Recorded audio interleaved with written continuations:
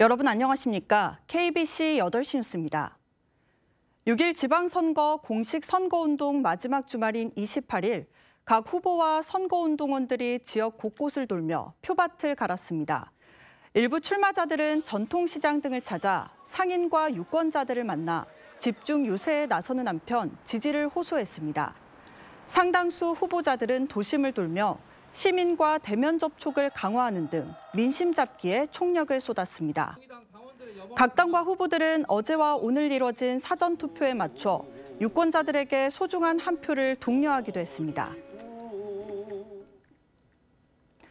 제8회 전국 동시지방선거 사전투표 마감 결과 전남의 투표율이 전국 최고 수준을 기록했습니다.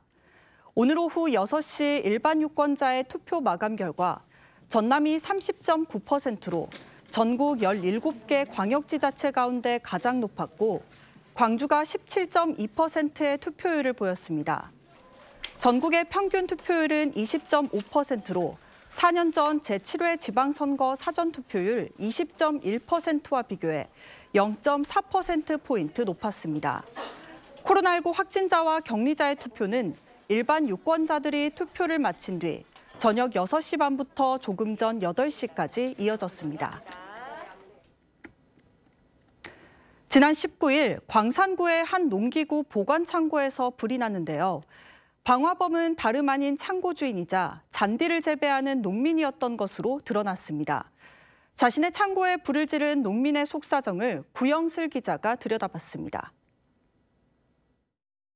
지난 19일 불이 난 광산구의 한 농기구 보관 창고입니다. 다행히 인명피해는 없었지만 컨테이너 한 동이 타며 하마터면 큰 사고로 이어질 뻔했습니다. 농기구 보관 창고는 이렇게 형체를 알아볼 수 없을 정도로 모조리 타버렸습니다. 이곳에 불을 지른 방화범은 다름 아닌 창고의 주인이었습니다.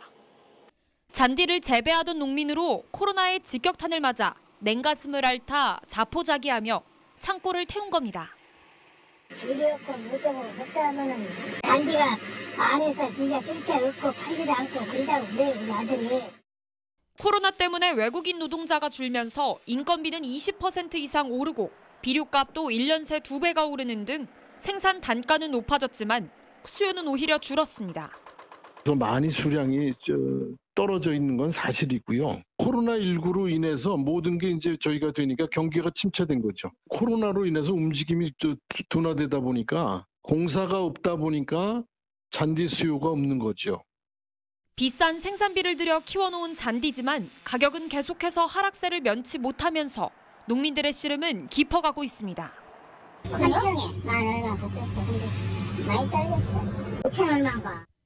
전문가들은 올해 3분기까지는 이 같은 추세가 이어질 가능성이 크다고 내다봤습니다. KBC 구영슬입니다. 전남 최대 주산지인 전남의 매실이 본격 수확에 들어갔습니다. 극심했던 봄 가뭄과 꿀벌 개체수 감소 때문에 수확량은 예년보다 다소 줄어들 것으로 예상됩니다. 이계혁 기자가 수확 현장을 다녀왔습니다. 드넓게 펼쳐진 매실밭. 탐스럽게 익은 매실이 나무마다 주렁주렁 매달려 있습니다. 올해 첫 수확에 나선 농민들의 손길이 분주합니다. 열심히 1년 동안 가꿨는데 이렇게 올해는 굵고 좋은 매실이 달려서 지금 출하를 하게 돼서 정말 기쁩니다. 올해 첫 매실 수확이 전남에서 시작됐습니다. 광양과 순천 등 전남 동부권은 전국 최대 매실 주산지로 연간 전국 생산량 4만 톤 가운데 30%가량을 차지합니다. 하지만 올해 매실 생산량은 예년에 비해 20-30%가량 줄어들 것으로 예상됩니다. 꿀벌 개체수가 급감해 개화기 자연 수분이 충분히 이루어지지 않았던 이유가 가장 큽니다. 또 냉해와 봄 가뭄 등도 수확량 감소의 원인으로 분석됩니다. 농협과 지자체들은 기존 공판장 위주 판매에서 벗어나 수도권 식자재 마트와 TV 홈쇼핑 등으로의 판로 확대를 지원하고 있습니다.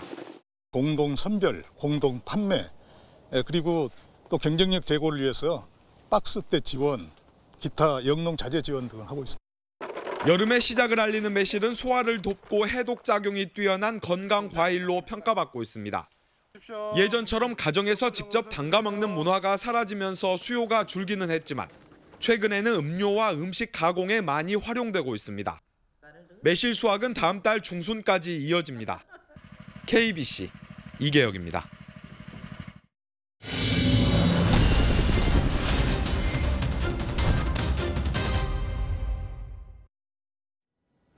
광주와 전남에서 하루 동안 1,004명이 코로나19에 확진됐습니다. 광주시와 전남도에 따르면 어제 하루 동안 광주에서는 496명, 전남에서는 508명이 코로나19에 신규 확진돼 확진자 수가 꾸준히 줄고 있는 것으로 나타났습니다. 집단 감염은 발생하지 않았고 신규 확진자 대부분이 일상생활 전파 사례자로 조사됐습니다. 지난해 전남을 찾은 방문객의 수가 4,200만 명으로 1년 새 9.3%의 증가율을 보인 것으로 나타났습니다. 전라남도는 지난해 전남의 관광지를 방문한 방문객의 수가 4,240만 5,900명으로 지난 2020년과 비교해 363만 명이 증가했다고 밝혔습니다. 여수 엑스포 공원의 방문객이 360만 명으로 가장 많았고 지자체 중에서는 한평의 방문객 증가율이 140%로 가장 컸습니다. 80년 5.18 민중항쟁과 그 후 민주화 운동 과정에서 산화한 들불열사 합동 추모식이 열렸습니다.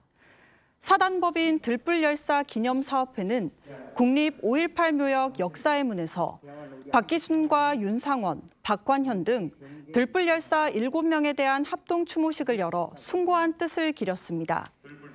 추모식 이후 열린 17회 들불상 시상식에서는 여수 시민운동을 개척하고 여순 사건 진실규명 운동에도 적극 앞장선 여수 지역사회연구소 이영일 이사장이 수상했습니다.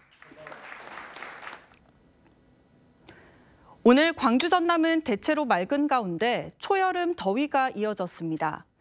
더위는 내일도 계속되겠는데요. 저녁 무렵 비가 내리기 시작하면서 다소 주춤하겠습니다. 비는 광주와 전남에 5mm 안팎으로 내린 뒤 모레 새벽에 그치겠습니다. 내일 아침 최저기온은 여수 18도, 광주 17도 등 12도에서 18도 분포를, 낮 최고기온은 담양 29도를 최고로 광주 28도 등 22도에서 29도 사이에 머물겠습니다.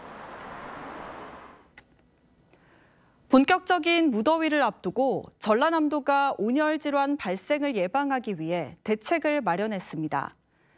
전남도는 시군 보건소, 지역 의료기관 49개소와 연계해 24시간 온열 질환 감시 체계를 운영하고 환자 발생 시 신속히 대처할 방침입니다. 폭염 시 신체 활동 자제 등 보호 수칙을 지켜야 하고 위급한 상황이 발생할 경우 신속히 환자의 체온을 낮추고 병원으로 이송하도록 협조를 당부했습니다.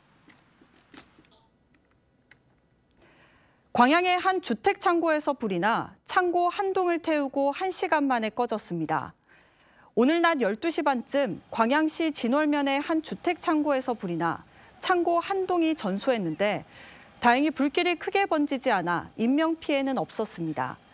소방당국은 창고 안에서 불이 시작된 것으로 보고 정확한 화재 원인과 피해 규모를 조사하고 있습니다.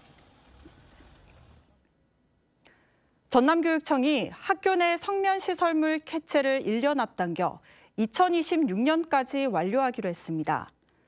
전남교육청에 따르면 올해 418억 원을 들여 176개 학교 교실의 성면을 제거하는 등 2026년까지 1,296억 원의 사업비를 투입해 성면 철거를 끝내기로 했습니다.